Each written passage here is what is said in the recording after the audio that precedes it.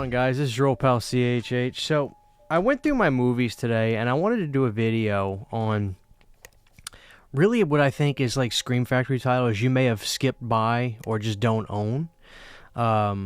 Because there's like every time I go to my movie shelves, I swear, guys, I'll look at the shelves and I'll say, damn, like nobody talks to me about these movies, right? I never see people own these movies, and I just wonder if they didn't even know that they came out. Maybe they slipped by. So, guys, I got a stack. This is not 10. This is a bunch, and I'm going to show you just Scream Factory titles that I really like, that I think are good titles.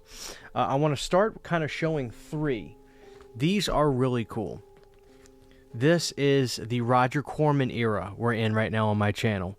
And I did a video review on this. Hopefully this already came out. If not, stand by. But these are 3 Roger Corman Blu-rays I want to talk about. The first one is called Humanoids from the Deep.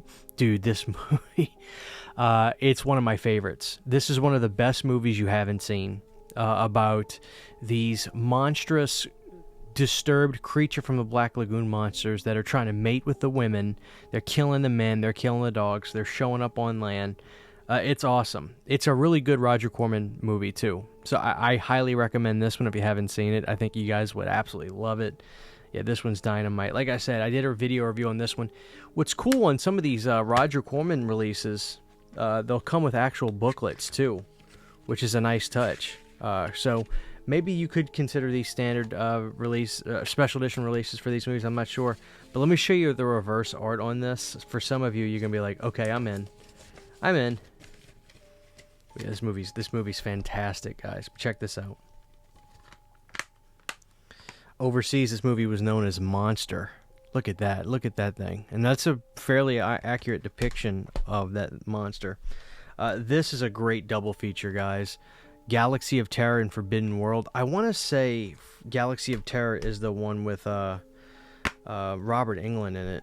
One of these had, yeah, it was Galaxy of Terror. This is a classic. I'll give you guys a little synopsis about this one. Mind War and Infinity of Terror is the other name.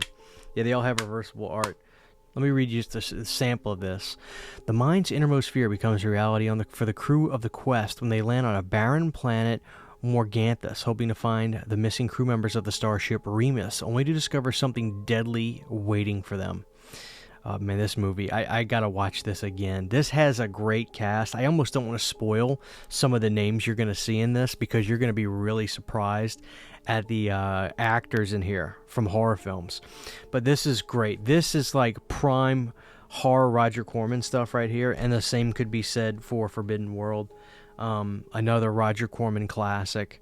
I'll give you a little bit of a synopsis on this one. On the planet Zarbia, an experimental life form known as Subject 20 has been created by an elite group of scientists in hopes of preventing a major galactic food crisis. However, instead of prolonged life, Subject 20 is destroying it. And the man-eating organism poses a double threat because it constantly changes the genetic structure. Bounty hunter Mike Colby is called in to investigate, but soon suspects that the scientists are keeping something from him and discovers why. Subject 20 is half human. Yeah, so these are great kind of effects movies, and the casts in these are fun. These are really fun. Between the two, I'm a Galaxy of Terror guy, but both of these are dynamite. And you throw in the triple feature with Humanoids from the Deep, aka Monster. This is right here. This could be a video in and of itself right here. Just the Corman trifecta. I'm really big on Corman right now. I'm really going through a lot of the stuff he did, especially horror stuff, because of, unfortunately, Roger passing away. It's sad. Like I love Roger Corman, and I haven't said otherwise, but when these guys leave us, it kind of just hits home a little bit harder. So I just want to show love to the great Roger Corman. Next up, guys, this is a movie that my grandma loved. It was called The Awakening. Charles Heston's in this. This is kind of a slower burn movie, but man, visually, there's some great stuff in this. 2-time Academy Award winner Charles Heston stars as an archaeologist to destroy the ancient evil driven to destroy the ancient evil he unleashes when his research causes the awakening. Matthew Corbeck is obsessed with finding and opening the tomb of the murderous ancient Egyptian queen Kara, to the point of neglecting his pregnant wife, even as she delivers their baby. But the evil that Corbeck frees takes possession of his newborn daughter. Now, 18 years later, Corbeck's daughter returns to Egypt to meet her father for the first time, and Corbeck must overcome powerful occult forces to destroy the evil he loosened upon the world. Yeah, I remember my grandma had like a VHS of this movie, and I used to see this artwork all the time at Blockbuster, and I'd be mesmerized by it. I loved the artwork for this. This is a fun movie, a little bit of a slower burn, but man, it's pretty good. I like The Awakening. Some company overseas put out a really like cool release of this, but I'm fine with this. This Scream Factory release is fine. I think this is one you should definitely watch and add to your collection. I bet you can get this probably really cheap for your collection if you wanted it to, but I like that movie a lot. Next up, the most underrated film of all time, The Resurrected. So many people have slept on this. John Terry, Gene Stibbitt, and Chris Sarandon. This is the best H.P. Lovecraft movie you've never seen. This was directed mostly by Dan O'Bannon, but I think he got a little bit sick, so somebody else came in to fix it. You also have the great Richard Band doing the score for this. This movie is so good. Visually, this movie goes in such dark places. It's amazing. And if you're an H.P. Lovecraft fan, if you like the Reanimators and stuff like that from Beyond, The Resurrected is better. I hate saying that. I know that sounds super controversial, but watch it. Tell me I'm wrong. Well, if you don't say better, you got to at least admit that it's close. But this movie is so good. I love The Resurrected. I just really want people to check this movie out. If you haven't, man, this is it. For some reason, this movie was completely slept on. And to be fair, I never heard of The Resurrected. I just happened to get it when I saw that it was available because of Chris Sarandon. Who doesn't love him? But there's great features on this as well. They interview Richard Band talking about and doing the music and everything. I don't remember if they got Chris Sarandon. Jane Sibbitt's on here. The author S.T. Joshi's on here. There's a lot of people involved in this, but yeah. This is based on the story of the case of Charles Dexter Ward by H.P. Lovecraft. Yeah, guys, check this movie out. This movie's fantastic. Please don't sleep on that.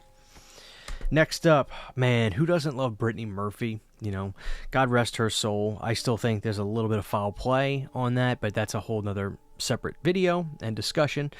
With that being said, Cherry Falls is a movie that should be as popular, as big as, you know, Valentine or Urban Legend or any of those post-Scream slashers. Cherry Falls deserves to be right at the tip-top of that. This movie's quite frankly a little bit better than some of those. The cast in this is great. Brittany Murphy, Michael Bain, Gabriel Mann, Jay Moore. But Brittany Murphy absolutely slaughters this movie. She's so good in this. This is a really great post-Scream slasher.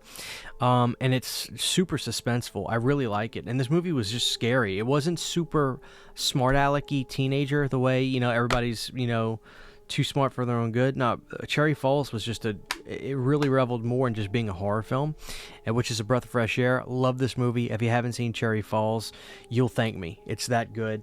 Let's see what's on this one. Audio commentary with director Jeffrey Wright, interviews with writer Ken Selden, actress Amanda Anka, producer Ellie Salden, and Marshall Persinger. Vintage interviews with Brittany Murphy, Michael Bain. Well, there you go. Obviously, they can't have interviews with Brittany because we lost Brittany, which is just a shame. Brittany Murphy was the girl for a while, and I remember loving her in movies, just loving Brittany. Next up, guys, how about this one? Full Moon High. You've probably heard me preach about this one, but I can't help it. Listen, this is Teen Wolf with Caddyshack humor, directed by the great, one of my favorites. I'm so bad about remembering names on video. Larry Cohen. Now, I learned about this on In Search of Darkness 1. Love this movie. I really think people would love this. They just have to give it a shot. They have to give it a shot, and they have to watch it. But Full Moon High is so funny. I love this movie so much. Please go for it. Give it a shot, guys. I think you'll really dig it. It actually stars Alan Arkin, who we remember. That's his name, right? Yeah, Adam Arkin, not Alan. Adam Arkin, who we remember from Halloween H2O as the wife of, or the husband, rather, of Jamie Lee Curtis in H2O. Or boyfriend. Maybe they weren't married. They were just boyfriend. But this is so funny. Caddyshack humor with Teen Wolf plot. So definitely give that movie a shot. It's so good. Next up, we're going to stick with the great Larry Cohen. When people think of Larry Cohen, they usually go to two things. It's Alive and The Stuff. So most people, that's the two movies they have in their collection. But for me, I really want to give a shot of praise to this from Scream Factory. This is Q the Winged Serpent, which has the great Michael Moriarty in it, who you'll recognize. It also has David Carradine in it. Q the Winged Serpent is crazy. It is all about this dragon that's on top of, it's the Empire State Building, right? I can't remember if it was the Empire State Building. It's one of the big buildings. But this dragon literally just swoops down and starts killing women, killing guys, snatching people up. It is a crazy movie, and Michael Moriarty's at his best in this one. And the stop motion stuff with the dragon is hysterical. It's hokey, it's cheesy, but it's a damn good Larry Cohen film. You can't go wrong with Larry Cohen. I need to do a video just talking about all his movies because he is in my top 5 directors of all time. I swear to God. Next up, guys, this has a 4K, but you can get the Blu-ray really cheap, and I have no need to upgrade this because I'm happy with this Blu-ray. Every time I go back and watch it, I'm like, oh, the picture's great on that. Dark Angel, this mix action and horror, this is so good. This is also known as I Come in Peace. Now, when it comes to Lundgren, you know, he has had some movies that just don't really fit the bill. He's done stuff that didn't really work out, despite the fact that it's cult status now, like Masters of the Universe and other things. He's also done good movies like Showdown in Little Tokyo. But if you look at a great Dolph Lundgren action film where he really stands on his own 2 feet, it's his movie. Dark Angel's the one. Like I said, this has a 4K. If you can get that 4K cheap, go for it. But this Blu-ray is probably really cheap. I got this for like $10 when I got it a few years ago. But it's a damn good movie. I think Dark Angel is like, if you're going to say what's one of the best early Dolph Lundgren movies post, obviously, Rocky IV, where he got his start, Dark Angel, Dark Angel, Dark Angel. I go to this movie all the time. People would really dig this if they saw it. I really love this movie, and there's good features on this. I think they even got Dolph Lundgren. Yeah, they did interview Dolph Lundgren, and it was for this release. So, yeah, guys, check this out. Go look this up. I guarantee you can get this Blu-ray really cheap, and the Blu-ray's fine, but if you get the 4K cheap, go for it. But for me, I never felt the need to upgrade that. I'm totally happy with my Blu-ray. Next up, man, this is a sleeper hit, so I'm not going to spoil too much about this, but this movie is great. It also has Talia Shire in it, who you'll know as Adrian Balboa from Rocky, The Prophecy. Now, what's even cooler about this release, believe it or not, they interviewed Talia Shire. Let me just read you a little bit about the plot of this, though. Robert Foxworth and Talia Shire star as Doctor and his wife who travel to Maine to research the impact of the lumber industry on the local environment. They begin to investigate a succession of mysterious and terrifying events, ecological freaks of nature, and a series of bizarre and grisly human deaths. Okay, I'll stop there. Now, there's something really cool. I believe, if memory serves, there's a certain horror movie director that is inside of a suit in this movie. I'll keep it spoiler free, but all I'll say is he directed a very important Friday the 13th movie. So I'll keep that right there. Somebody will get that just based on that. But this is a sleeper, man. This is an awesome movie. Would be something I'd love to have on 4K if they ever put it out. But if not, that Blu-ray is totally fine. Next up, guys, the Tom Hanks slasher, He Knows You're Alone. So that's a little bit of false advertisement. It's not a Tom Hanks slasher, but Tom Hanks is, in fact, in this movie. Here's the funny thing. This is kind of a spoiler, but I have to just say this. The director loved Tom Hanks so much in his scene in this movie. I believe he ended up letting him, if memory serves, he doesn't get killed. Now you see him, now you don't. The face of a killer appears out of the darkness and just as quickly disappears. A young woman has an eerie feeling someone is stalking her. Another beauty steps into a shower and a bathroom door handle slowly turns. We're in slasher flick territory and also in a rare realm of film history because screen icon Tom Hanks makes his movie debut in this shocker. Yeah. This is a good one. This is the straight up head slasher. This was like there was this little window of time a few years ago where all of a sudden Scream Factory is putting out these slasher, like cult slashers. Eyes of a Stranger, He Knows You're Alone, and like I was sucking them up real fast when they were announcing these. I kind of wish they would do that again, but now it seems like Vinegar Syndrome has really cornered that market, and they're the ones putting all those out. But I think this is still available. He Knows You're Alone, the Tom Hanks slasher, man. I feel like people have slept on that one. big time. Next up, going back to the great Roger Corman. I did a YouTube short on this the other day, but I got to bring it up again. Munchie and Munchies. This is basically Roger Corman having some fun with the gremlins and small little creature kind of fun movies. Not necessarily horror movies, but they're definitely kind of like in that sci-fi kind of fun realm. Like, they're in that category of ghoulies, gremlins and critters, that sort of thing. But Munchie is fun. Munchies is a little bit better. Munchies is like where there's obviously more, but Munchie's fun. It's like this cute little guy with the pizzas. He's a pizza flinger. Let me read you Munchie. No friend, the new school sucks, and mom is in love with a sleazy lawyer.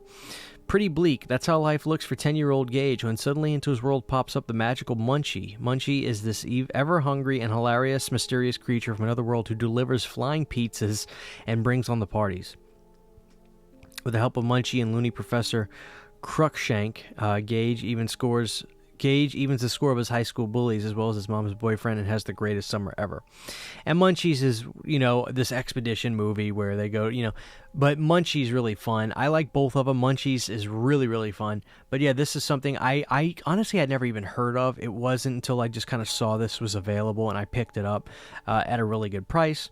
But this is more Roger Corman fun. Just, blatant rip-off stuff, but that's okay because Corman was good at doing rip-off stuff. Just go back to, like I said, Humanoids from the Deep. You could look at that as some sort of like almost like an 80s creature feature version of Creature from the Black Lagoon.